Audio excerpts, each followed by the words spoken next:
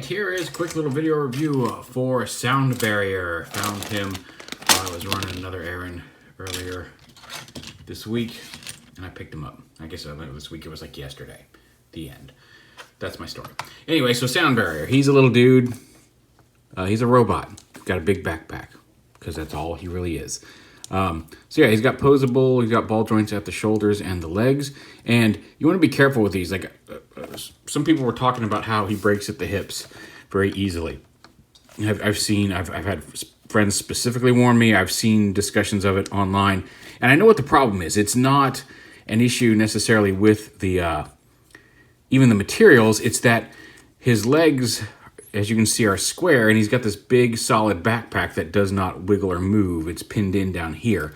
And the legs front to back only have about that much range of motion before this corner starts hitting up against the backpack. And if you push it too far forward with too much force, that's easily going to leverage that, you work as a lever and shatter that peg that the ball joint is on. So you want to be very careful with that. It might be possible to force it through there, or I guess you could pop it off and maybe shave a corner down, but like not really worth it.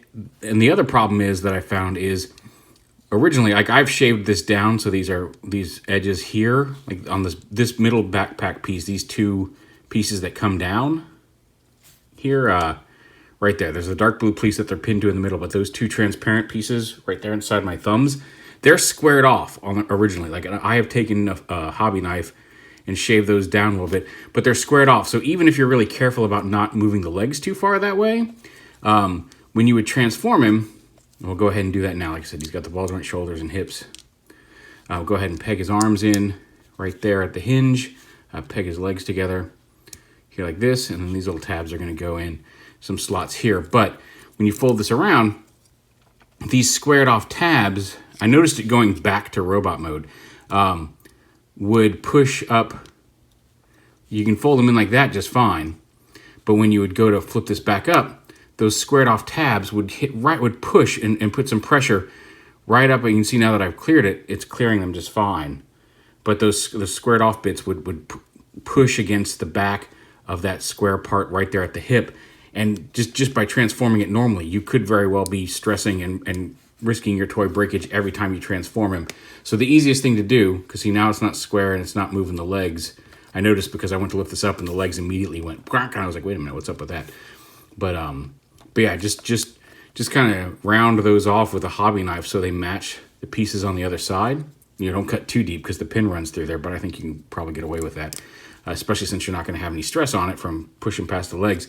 And that should alleviate the risk of... Now, they have been cracking. I don't know how many times, it depends on how many times you've done it beforehand, but that should help alleviate the stress of on the hips there that were causing him to crack. So turn him into, but yeah, that's his alt mode. He's just a robot underneath a platform. And the platform is a connector. It's like a little roadway to connect the various bases. We've seen it on some of the figures so far. Like for right now, I just use Optimus Prime here, but you can take this and you can snap it to like Skylinks or between any of the other Titans Return figures that have it. I'd use this to connect Prime, to give it a longer connection between Prime and Skylinks, Prime's trailer and Skylinks, or Hoist, or Grapple. There are little panels that do that. Ironworks, any of the little Micromaster bases, robots that are out or coming out, you can do that as a way to extend those ramps, and then you can have people like Daddy-O here can drive up into Prime's trailer, or the little roller from that old Prime can drive up into Prime's trailer using the ramp, like I said, or you can connect it to bases. Just give you a little bit more room and extend those connections. So you can buy multiples. I've seen people who have several of them, but that's how that works. Close that up. Yeah, you can flip this peg off right here on his chest, and he can be used as kind of a shield. Both, you could have Starscream hold him as a shield in his hand, which seems silly.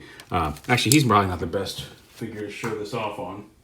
You find somebody here who has a peg wants us grab. Since we already have Optimus Prime, let's go ahead and grab him.